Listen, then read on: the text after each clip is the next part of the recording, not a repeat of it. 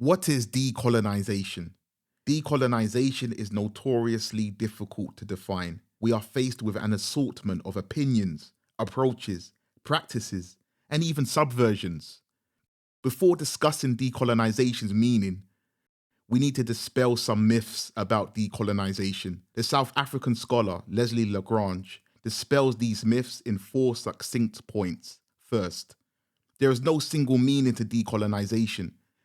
Decolonization cannot be contained in a few words. Decolonization is a deeply contextual activity. It can mean different things to different people at different times. Second, decolonization does not have to be destructive. It is not about damaging property.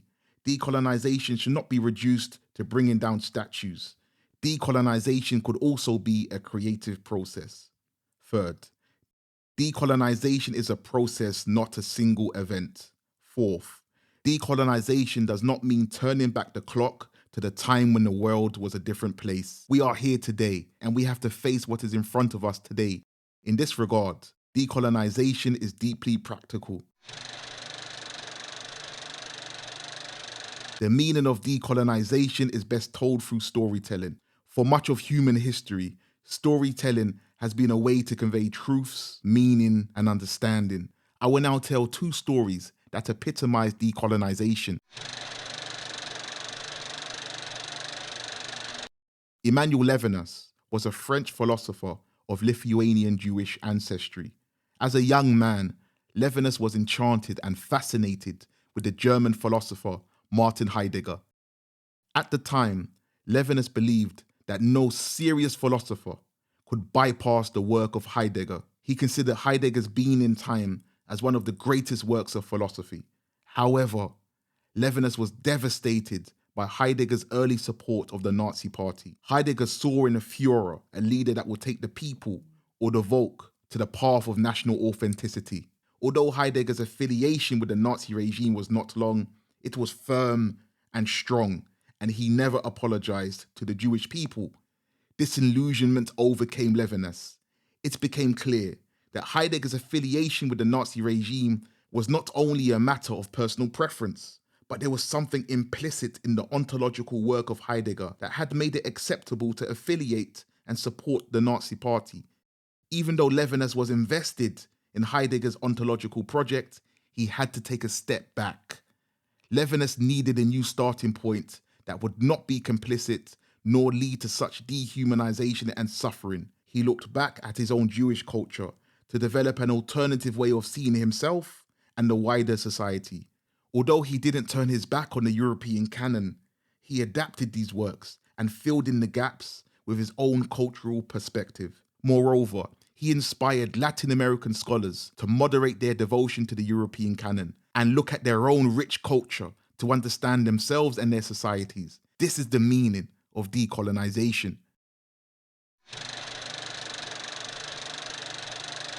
Fanon, a central figure of decolonization, speaks about his encounters with racism in the 1940s. From these encounters, one particular incident stands out. While seated on a train, a young white child pointed at Fanon and yelled to its mother, "Look, a Negro." Seeing that the child's mother was clearly embarrassed, Fanon smiled and brushed it off. Then the child cried again, "Look, a Negro, mama." He smiled and tried to brush it off once more. But then the child screams, "Look, a Negro, I'm scared, I'm scared. The Negro is going to eat me." Fanon could not laugh anymore. He could no longer brush it away. He was clearly affected. He speaks of wanting to transport himself far, far away.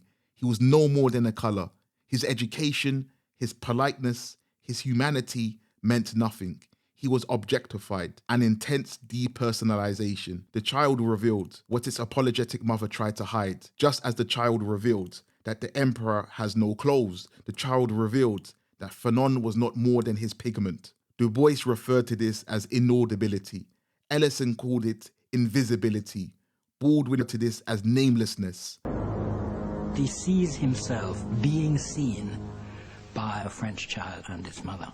And this look from the place of the other completely destroys him, because what it destroys is this false, what Fanon would call depersonalized self the colonial self, which has been built up in sort of imitation of the colonizer over many years, it fractures. A traumatized Fanon looked to European writings that could explain his turmoil.